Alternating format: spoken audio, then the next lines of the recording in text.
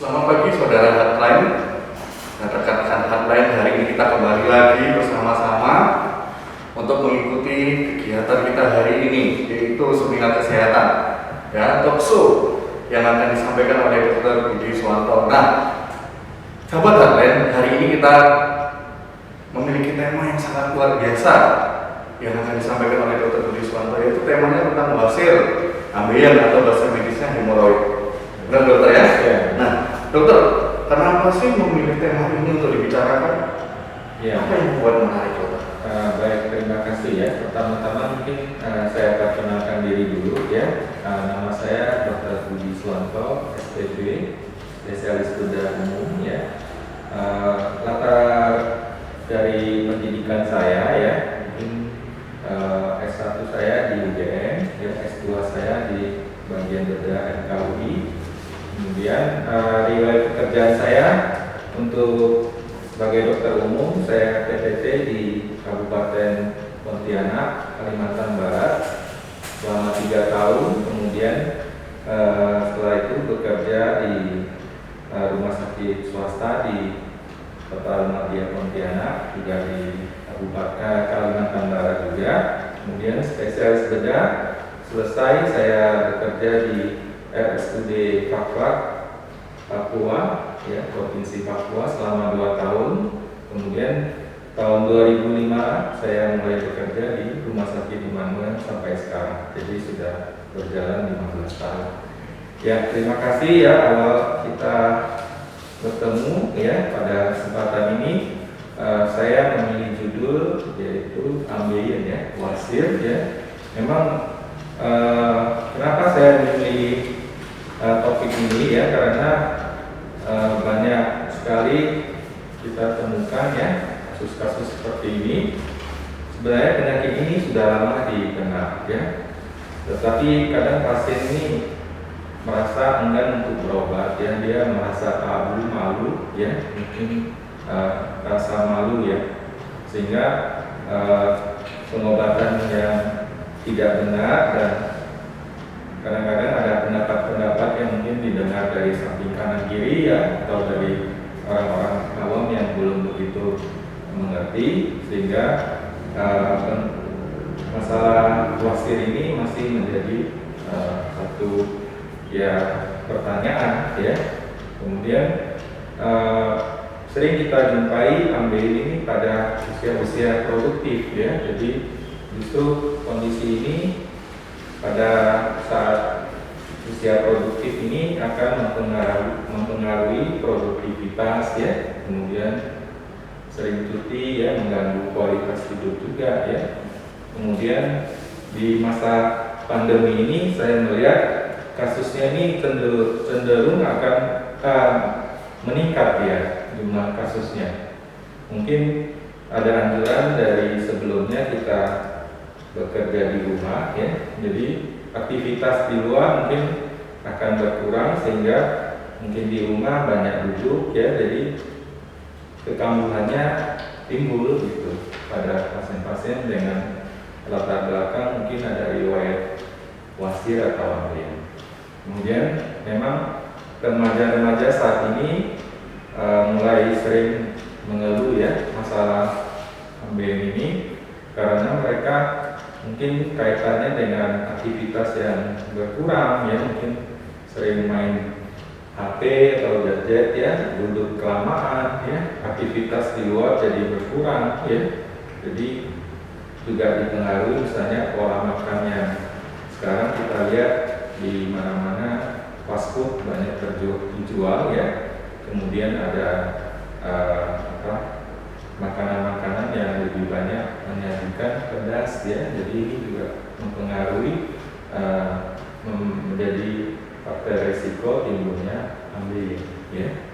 Nah, itu mungkin menjadi latar belakang saya kenapa saya memilih topik ini untuk kita bahas pada talk show hari ini ya, karena ya seperti itu banyak hal-hal yang mungkin akan saya jelaskan, dan sejak mungkin kita sebagai orang awam akan mendapat informasi yang jelas ya, kemudian kita bahas bersama mengenai bagaimana kita mencegah timbulnya ambeien pada kita sendiri atau keluarga kita, ya, dan juga mendapat penanganan yang tepat dan benar. Baik, itu tadi dalam latar belakang singkat dari apa yang kita bahas hari ini, sahabat atlet. Jadi ternyata hemoroid, wasir, ambeien, ya, atau ambeien ini ternyata ini sangat menarik untuk dibahas pada saat hari ini. Mungkin kita tidak lama-lama, kita mau mendengar penjelasan, kita mau mendengar pemaparan dari Dokter Budi. Gimana dokter? Ya. Langsung saja disampaikan Ya. materi kita untuk bahasnya ambeien hari ini. Ya, terima kasih. Ya, jadi awal kita mengenal penyakit ini, kalau kita tidak mengerti tentang definisi ambeien atau wasir itu apa, ya mungkin saya jelaskan, mungkin bisa memperjelas ya kondisi apa itu sebenarnya ambeien ya. Sebenarnya ambeien itu adalah satu jaringan ya yang terbentuk seperti bantalan kecil, di dalamnya mengandung pembuluh darah yang mengalami pembengkakan di daerah anus ya, jadi dubur yang sering kita keluhkan ya. Pembengkakan tersebut dapat menjadi masalah bila terjadi peregangan atau tekanan yang terus-menerus. Sejalan dengan perkembangan penyakit, semakin lama jaringan penyangga ini semakin lemah dan akan menimbulkan keluhan pada saat pasien atau penderita ini BAB. Benjolan ini akan menonjol keluar saat BAB atau mengedang ya. Jadi itu yang sering kita dapatkan pada kasus-kasus yang sudah agak lanjut ya. Jadi sebenarnya ambeien itu ada dua macam ya, ada ambeien dalam dan ambeien luar ya. Nah, memang lokasinya ya di daerah anus ya atau dubur ya. Nah, ambeien yang dalam letaknya di dalam anus, jadi dia sebenarnya tidak kelihatan. Kalau ambeien luar dia tanpa kita sadari, kita bisa lihat dari luar, jadi dia sebenarnya adanya di luar anus atau di sekitar anus. Nah, itu yang mungkin gambaran awal daripada ambeien itu sendiri. Nah, mungkin kita harus sadari bahwa setiap orang itu mungkin ada keluhan-keluhan yang bisa kita diagnosa sebagai kemungkinan ini ambeien ya. Nah, faktor-faktor penyebab terjadinya wasir atau ambeien ya, ini karena akibat adanya aliran darah serta lokasi di daerah yang sensitif ini. Gangguan akibat faktor resiko tertentu dapat menyebabkan peningkatan tekanan dan pelebaran pembuluh darah sehingga menimbulkan masalah yang kita kenal dengan ambeien ya. Nah, faktor-faktor erat kaitannya dengan peningkatan tekanan darah di daerah anus ini bisa disebabkan oleh faktor keturunan ya, ada sembelit atau konstipasi yang kronis ya, kemudian ada keluhan misalnya suatu saat dia ada diare kronis, ini juga bisa memicu timbulnya ambeien atau wasir. Kemudian pola makan yang rendah serat ya, kemudian ada konsumsi makanan yang pedas ya, dan ada pengaruh juga misalnya konsumsi alkohol ya, juga mempengaruhi timbulnya ambeien atau wasir. Kemudian faktor yang lain misalnya kebiasaan BAB yang mengedang ya, terutama mengedang yang terlalu lama, misalnya posisi jongkok atau duduk di kloset yang terlalu lama sambil baca koran atau main HP ya, bisa juga menimbulkan proses timbulnya wasir ya. Kemudian mungkin ada beberapa pasien yang ada riwayat pekerjaan ya, misalnya dia posisi duduk yang lama ya, tidak berubah-ubah posisi Contohnya, misalnya kerja di depan komputer, ya, dia lama nggak berdiri, ya, bekerja terlalu lama sehingga akan mempengaruhi sirkulasi tekanan darah di daerah sekitar anus, ya. Jadi itu juga mempengaruhi, misalnya ada pasien yang mengalami perjalanan jauh, ya, contohnya dia naik bus yang lama, ya, ini juga sering dikeluhkan. Kemudian pada orang-orang yang misalnya pekerjaannya jadi supir bus malam, ya, mungkin dia duduk sampai berjam-jam, jadi itu juga mempengaruhi kondisi seperti itu, ya. Kemudian ada yang lain, misalnya aktivitas yang kurang, ya, jadi mereka yang kurang berolahraga, ya, mungkin juga pengaruh, ya. Nah, saat obesitas, ya, kegemukan juga jadi faktor resiko, ya. Kadang-kadang mungkin makannya yang berlebihan, ya, jadi akan menimbulkan obesitas. Nah, ibu-ibu hamil juga bisa menjadi faktor resiko kekambuhan, dia ada wasir, ya. Kemudian usia lanjut juga mungkin aktivitasnya sudah berkurang, banyak tidur, ya. Pasien stroke juga bisa, ya, karena dia kurang gerak, ya, jadi timbul dia wasirnya. Kemudian ada mungkin ada orang-orang yang suka olahraga yang mengangkat beban, ya, contohnya di beban berat, fitness gitu, ya. Jadi dia juga mengedan saat mengangkat berat itu, ya. Jadi itu juga bisa menimbulkan wasir, ya. Ya, itu mungkin ya bisa jadi perhatian buat kita, ya. Mana yang kita lihat menjadi faktor risiko buat si pasien. Jadi satu orang dengan orang lain itu berbeda-beda, ya. Mungkin ini bisa dengan adanya informasi ini, oh saya sebenarnya hal ini yang jadi pemicu timbulnya wasir, ya, sehingga sebaiknya lah dihindari seperti itu, ya. Jadi kalau misalnya dia konstipasi yang kronis, ya carilah obat untuk memudahkan dia BAB, ya. Kalau dia memang obesitas, dia mengurangi makan, ya, atau diet. Kalau masalah kehamilan, ya biasanya kehamilan memang mempengaruhi, ya. Tetapi setelah kehamilan itu selesai, biasanya dia akan sembuh sendiri, ya. Jadi itu memang merupakan sebagian keluhan pada wanita-wanita yang lagi menjalani kehamilannya, ya. Nah, itu mungkin bisa jadi, ya, istilahnya kita renungkan lah, ya, kira-kira wasir saya ini timbul karena faktor apa gitu. Memang nomor satu saya tahu adalah keturunan, ya. Memang sebagian besar kalau kita tanya orang tua ada yang sakit nggak faktor wasir, biasanya oh ibu saya memang ada keluhan wasir. Jadi ya ini memang faktor keturunan nggak bisa kita singkirkan juga, ya. Ini kadang-kadang juga menjadi faktor resiko juga.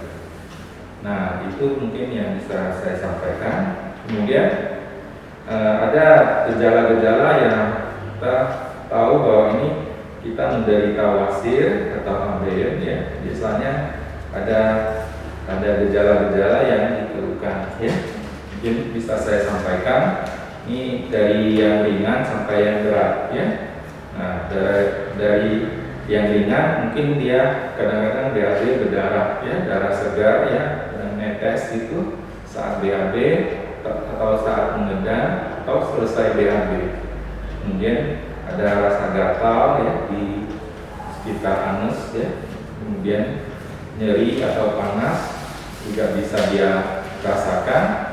Nah, yang sering juga kalau sudah agak berat, dia ada benjolan saat dia BAB atau selesai BAB, dia benjolannya keluar dari lubang dubur, ya, anus. Itu yang biasanya sudah kita anggap derajatnya sudah agak berat, gitu, ya. Jadi mungkin sebagai gambaran awal lah kita garis besarnya seperti itu, wasir dan AMB. Oke dokter, baik. Terima kasih tadi adalah penjelasan singkat ya mengenai wasir, penjelasan singkat mengenai ambeien, hemoroid. Nah, saya di sini tidak sendirian ternyata ya, ada Mas Niko ya yang mau bertanya-tanya tentang apa itu hemoroid, apa itu wasir, apa itu ambeien, yang menjadi juga tambahan informasi buat kita. Baik dokter, nama saya Niko dokter. Ya. Begini dokter, apakah wasir itu harus dioperasi dok? Ya. Apakah wasir bisa disembuhkan dengan obat? Karena kan ada nih beberapa orang yang takut kalau menjalani operasi. Ya, terima kasih. Itu memang sering kita dapatkan pasien datang takut berobat karena kalau ke dokter bedah biasanya dianjurkan operasi. Ya, sebenarnya itu hal yang sebenarnya anggapan yang salah ya. Jadi sebenarnya ambeien itu kalau diobatin benar itu bisa sembuh sendiri ya. Jadi tidak ada tindakan operasi. Nah, dengan tanda petik bahwa pasiennya datang harus dalam kondisi derajat yang ringan ya, dengan tunggu sampai berat baru dia berobat.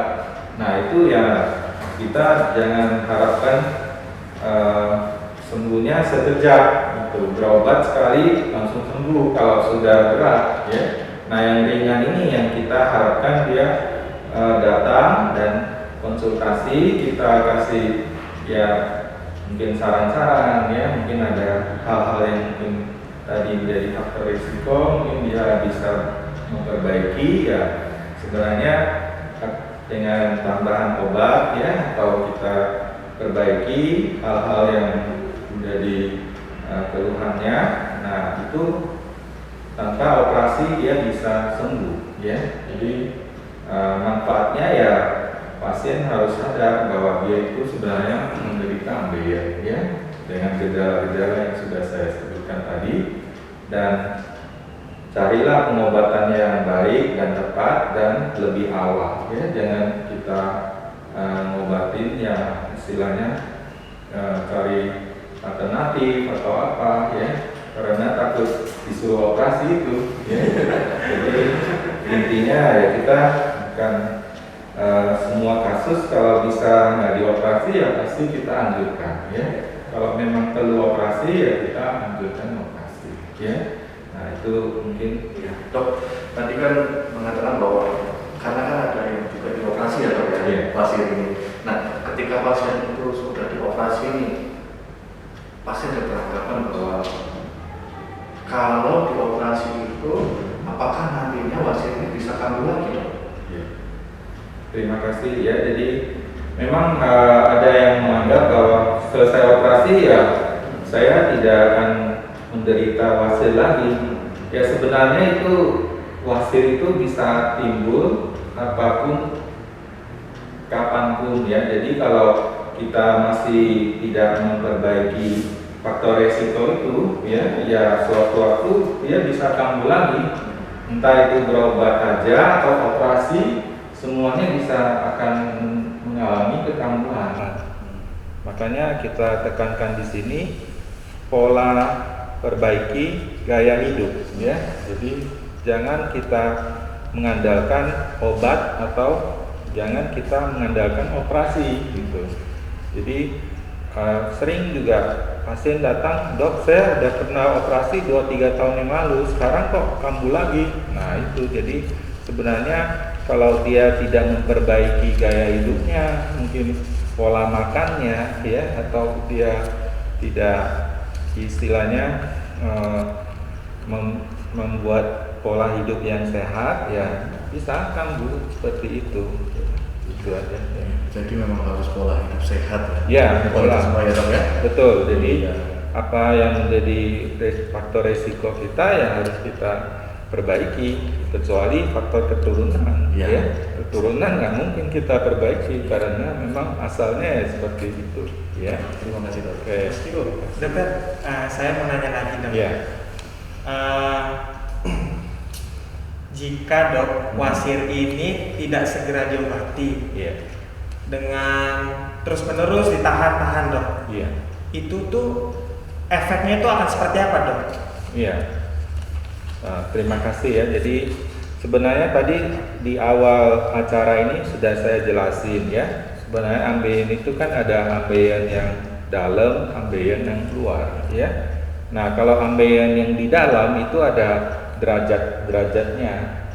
Jadi ada berat dari ringan sampai berat. Itu kita bisa mengambil satu penderajatan yang dari 1 sampai 4 ya. Itu kalau ambeien dalam ya. Nah, biasanya kalau ambeien yang dalam itu kalau derajat 1 dia keluhannya hanya BAB berdarah atau rasa panas atau gatal di daerah sekitar anus ya. Nah, kalau dia derajat 2 itu biasanya ada keluhan benjolan keluar saat BAB ya. Kemudian dia spontan bisa kembali masuk ya. Nah, kalau lebih berat lagi dia derajat 3 ya. Derajat 3 dia sudah keluar saat BAB, tetapi dia nggak bisa masuk sendiri, harus kita dorong pakai tangan ya. Nah, kalau yang derajat 4 itu yang kita anggap yang paling berat ya, dia udah keluar dan tidak bisa masuk lagi gitu. Jadi posisinya di luar. Nah, pasiennya sangat-sangat kesakitan karena kondisi benjolan itu di luar akan terjepit. Jadi sirkulasi darahnya terganggu sehingga menimbulkan satu kondisi yang semakin lama semakin membengkak dan nyeri ya. Jadi biasanya ya itu yang membuat pasiennya udah sulit tidur ya, nggak bisa apa-apa, malah menahan BAB, malah menjadi-jadi ya. Jadi itu malah takut BAB, jadi makin memperberat penyakitnya. Jadi itu yang kita harus sadari. Nah, kalau yang ambeien luar itu memang solusinya ya memang tindakannya operasi ya. Kalau nah yang derajat 1 2 ini mungkin masih bisa diterapi dengan pengobatan ya. Nah, yang 3 4 ya mungkin harus dibantu dengan tindakan-tindakan yang ringan atau harus dengan operasi ya. Itu yang mungkin Dok, pekerjaan saya nih contohnya itu adalah duduk duduk lama ya kan. Bahkan ternyata tadi yang pekerjaan duduk itu berisiko terkena wasir ini berisiko terkena ambeien ini. Nah dok, ada nggak dok cara-cara supaya kita itu bisa terhindar dari wasir itu, bisa mencegah wasir itu? Bagaimana dok caranya dok? Baik. Jadi kalau pekerjaan memang kita nggak bisa, saya pengen ganti pekerjaan ya kan. Intinya gitu. Nggak bisa itu. Memang kita harus cari alternatif ya. Misalnya, saya rasanya kerjaan saya banyak duduk ya. Mungkin bisa dicarikan solusi, misalnya saya duduk setengah jam ya. Kemudian berdiri sebentar atau duduk kita berubah posisi ya, dari duduk tegak kita agak miring ya atau bagaimana. Dan kadang-kadang juga ada yang menganjurkan tempat kerjanya itu dibikin berdiri, jadi kursi mejanya tinggi dia berdiri gitu. Jadi sebenarnya itu juga bisa menjadi pilihan ya. Jadi intinya kita sadari kalau kita posisi duduk kelamaan ya bisa misalnya setengah jam saya duduk terus saya berdiri sebentar 5 menit terus baru duduk lagi ya, itu juga membantu ya. Jadi memang dibantu misalnya sehari saya olahraga ya, bangun pagi jam 6 saya jalan pagi setengah jam selesai, mandi ke kantor ya. Nah, itu juga membantu. Jadi intinya harus ada aktivitas ya, jangan kita bangun pagi duduk ngopi, ke kantor duduk lagi ya. Jadi itu akan mempengaruhi ya semuanya. Ya, ingat sahabat atlet, jangan cuma tidur, ngopi, Ya. duduk, nanti ke kantor, ngopi, duduk lagi. Apa hasilnya ya? Jadi itulah ya semuanya kita harus sadari Ya, ya. benar. Betul. Benar ya. Baik, tadi yang mencegah wasir di kantor, ya kan, mencegah wasir yang tadi dilakukan ketika baru duduk. Nah, kalau misalnya di teman-teman kita, sahabat atlet yang masih awam, mungkin mereka di rumah, mereka takut ini ya kan, tentang wasir ini. Nah, supaya mereka bisa mencegah supaya tidak terjadi wasir, secara umum itu seperti apa? Ya intinya sih saya bilang ya kita makan tetap harus 3 kali sehari ya. Kemudian pola makannya ini ya mungkin ya kita tahu bahwa pembuangannya selalu lewat bubur ya Anas ya. Jadi intinya kita harus memudahkan apa yang kita makan keluar dengan baik juga ya. Jadi pola makan yang sehat ya, jangan semuanya minta yang daging ya, non serat ya. Makanlah sayuran, buah-buahan yang seimbang ya. Jadi ada sayurnya, ada buahnya ya. Buah itu bisa yang sederhana, contohnya pisang, pepaya ya. Nggak perlu sampai beli apel atau apa ya. Di Lampung kan banyak ya. Ya itu. Jadi semuanya kita konsumsi ya. Kemudian makanan berserat ya, sayuran ya. Nah, tambahan lagi kita hindari yang pedas-pedas ya. Sekarang saya lihat semuanya makanan dikasih sambal, ada sambal yang level 1, level 10 ya.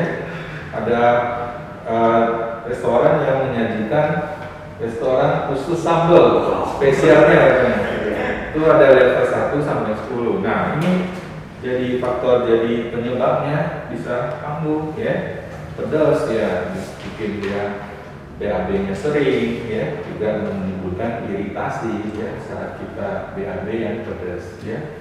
Ya itu jadi yang dihindari. Kemudian ya kita duduk juga saya bilang ya, pola BAB jangan mengejan ya, jangan kelamaan jongkok. Kalau selesai BAB ya sudah selesai, jangan kelamaan kita di toilet setengah jam baca koran, nonton di HP ya, sambil sekarang kan Netflix bisa dinonton di HP ya, main game setengah jam di jongkok ya, itu. Jadi semuanya jadi pola hidup yang kurang sehat ya, ya kita harus lihat ini apa yang menjadi pemicu gitu, ya intinya gitu. Baik dok, Iya.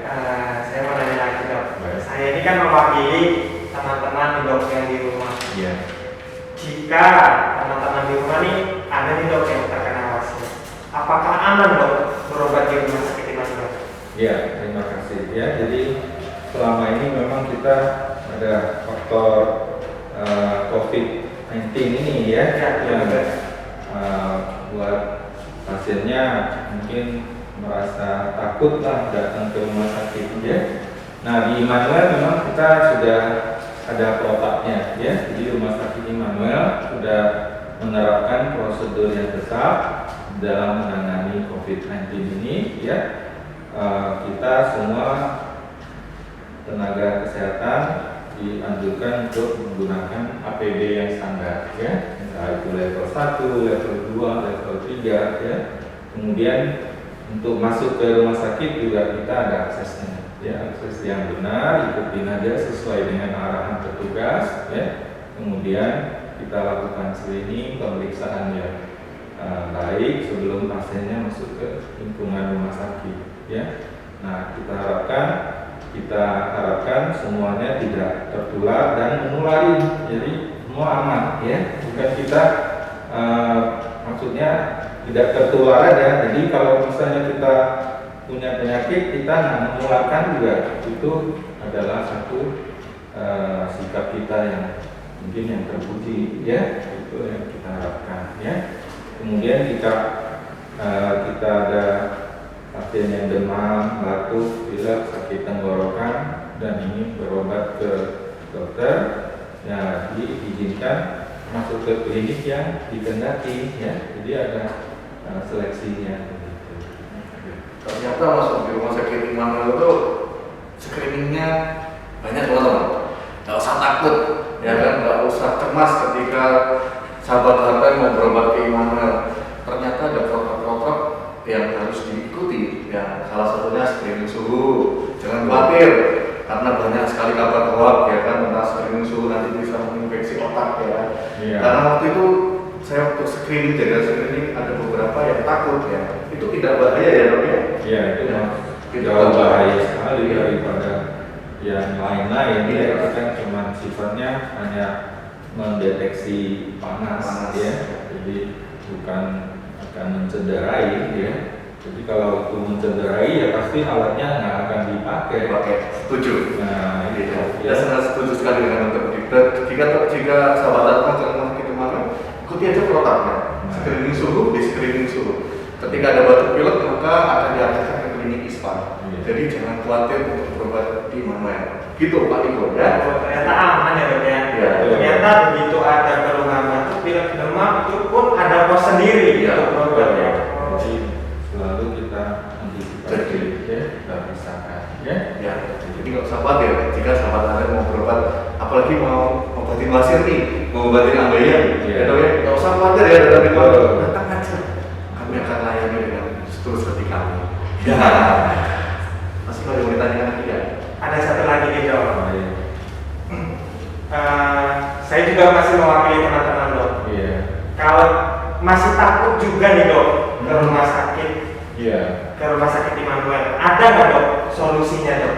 Ya, terima kasih. Jadi mungkin ya satu orang dengan orang lain kan beda-beda, Ya, ya. betul. Jadi intinya kalau ada perasaan yang takut, ya akhirnya kita mungkin ada solusi untuk konsultasi secara online, ya, online. Jadi bisa dihubungi, ya, WA yang di 0811 794 5500, ya.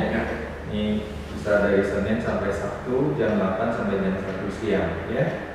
Jadi kalau memang tidak mau datang ke rumah sakit, ya bisa kita dalam bentuk online service, ya, namanya Immanuel online, ya. Jadi itu bisa membantu sekali, ya, untuk mengobati secara online, ya. Bisa kita kasihkan saran, anamnesa yang benar, ya. Ternyata Immanuel juga punya produk, ya, produknya yang namanya Imona, sahabat Heartland, ya. Nanti bisa menghubungi, ya, menghubungi di bawah ini, ya. Nanti nomornya akan disebutkan, ya. Nah, Imona ini merupakan Immanuel online. Jadi kalau teman-teman mau berobat, kalau masih khawatir ke rumah sakit, bisa langsung menghubungi yang tadi nomor telepon sudah disebutkan oleh Dr. Budi. Jadi datang aja, daftar online. Setelah itu nanti petugasnya akan datang ke dokternya, menanyakan dan lain sebagainya. Bahkan sampai pengantaran obat ke farmasi, ya kan? Bahkan nanti obatnya sampai pada teman-teman yang tadi sudah melakukan Imona tadi. Nah, jangan khawatir. Jadi datang aja. Kalau misalnya masih takut ke Immanuel, pakai Imona, ya. Itu Mas Tiko. Oh iya, baik. Gimana Mas Tiko? Sudah puas? Saya sangat puas. Ya, sangat puas. Baik, Dokter Budi, terima kasih banyak untuk pemaparannya hari ini, materi hari ini mengenai hemoroid, wasir atau ambeien ini. Kami percaya bahwa apa yang sudah disampaikan dapat bermanfaat buat sahabat Heartland. Ingat, jika sahabat Heartland ada sesuatu yang terjadi mengenai wasir ini, langsung datang aja ke rumah sakit Immanuel. Jangan ditahan-tahan lagi, jangan ditunda-tunda lagi, segera obati, ya. Karena nanti ada dampaknya jika tidak diobati, ya. Langsung datang ke Immanuel, jangan khawatir, jangan takut, protokol tetap dilakukan di rumah sakit Immanuel ini. Baik, terima kasih sahabat Heartland, terima kasih para pendengar sahabat Heartland yang sudah setia mendengarkan kita, setia bahkan di channel YouTube juga ada menonton kita. Terima kasih banyak atas waktunya, terima kasih banyak atas kesempatannya. Salam sehat.